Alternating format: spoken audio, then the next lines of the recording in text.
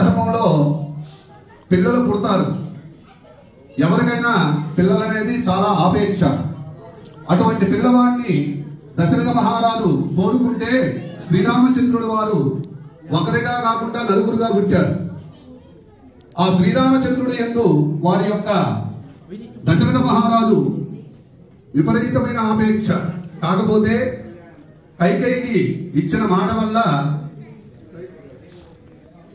ఆ యొక్క రామచంద్రుణ్ణి వనవాసానికి వెళ్ళమంటాడు. రామరాజ్యాన్ని కాకుండా వనవాసానికి వెళ్ళమని చెబుతాడు. అట్లానే చిన్న వయసులో 8 సంవత్సరాల వయసులో విశ్వామిత్రుడు వచ్చి, రామా, నా తోటి వస్తే నీకు ధనుర్విద్యా పారంగతుడిని చేస్తాను, నువ్వు నా తోటి రావాలి అని చెప్పి అడిగితే, దశరథుడు రాజ్య పరిపాలన చేసేవాడైనా కూడా వాళ్ళ కుమారుణ్ణి నేను తీసుకుని వెళ్తాను అంటే విశ్వామిత్రుడు ఒక్కసారిగా కంటతడి పెట్టుకొని, విశ్వామిత్ర, ఇటువంటి పుత్ర సంతానాన్ని నా యొక్క ఇక్ష్వాకుల వంశంలో పుట్టినటువంటి ఈ రామచంద్రుడు నువ్వు తీసుకుపోతే నేను ఎట్లయ్యా బతికేది?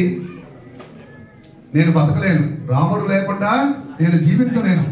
ఆ రాముణ్ణి ఇక్కడే ఉంచి నీ యొక్క ధనుర్విద్యా శాస్త్రాలంతా ఇక్కడే నేర్పించవలసిందిగాని కోరుతాడు. ఎంత మహారాజైనా కూడా ఆ యొక్క విశ్వామిత్రుడు కోరిన వెంటనే రెండో మాట మాట్లాడకుండా విద్య చదివించడానికి పంపిస్తాడు. ఎవరు? దశరథ మహారాజు. మన యొక్క సనాతన ధర్మంలో పిల్లలకి విద్యా బుద్ధులు నేర్పించడానికి గురువు గారి దగ్గర పంపించాలి అని చెప్పి మన యొక్క త్రేతాయుగంలోనే చెప్పబడి ఉంది. అందుచేత విద్యా వినయ సంపన్నే, విద్య నేర్చుకుంటేనే ఆ వినయం వస్తుంది.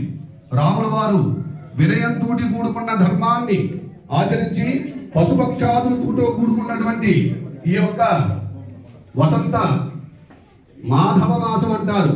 ఆ మాసాన్ని ఆయన చెట్లు పొడిగించేలాగా నడిచి వెళ్ళేటట్టు ఆ అరణ్యాల్లో ఆయన ధనుర్విద్యా శాస్త్ర పారంగతుడై మళ్ళీ తిరిగి వచ్చేదాకా మన పిల్లలకి ఏమవుతుందో అని చెప్పి మన యొక్క మనసు సంకోచపడుతూ ఉంటుంది.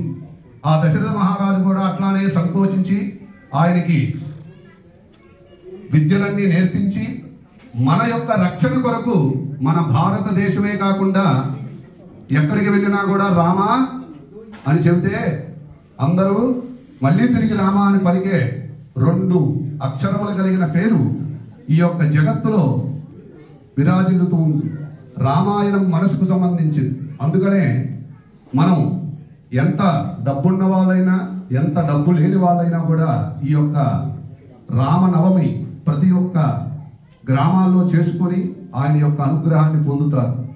రాముడు యొక్క కష్టం ఎవరికి రాదు. మీకు కష్టం వచ్చినప్పుడు ఆ రాముడిని తలుచుకుంటే చాలు, ఆ కష్టాన్ని దూరం చేస్తాడు. సీతమ్మ వారిని పడిన బాధ ఎవరు పడరు. మీకు బాధ కలిగినప్పుడు ఆ సీతమ్మ వారిని తలుచుకుంటే ఆ బాధ దూరం అవుతుంది. అటువంటి ధర్మాన్ని ఆచరించిన స్వామి శ్రీ రామచంద్రుడు. అటువంటి రామచంద్రుడి యొక్క కళ్యాణాన్ని తిరిగించి మీరు ఇటువంటి ఆనందాన్ని పొందుతున్నారు.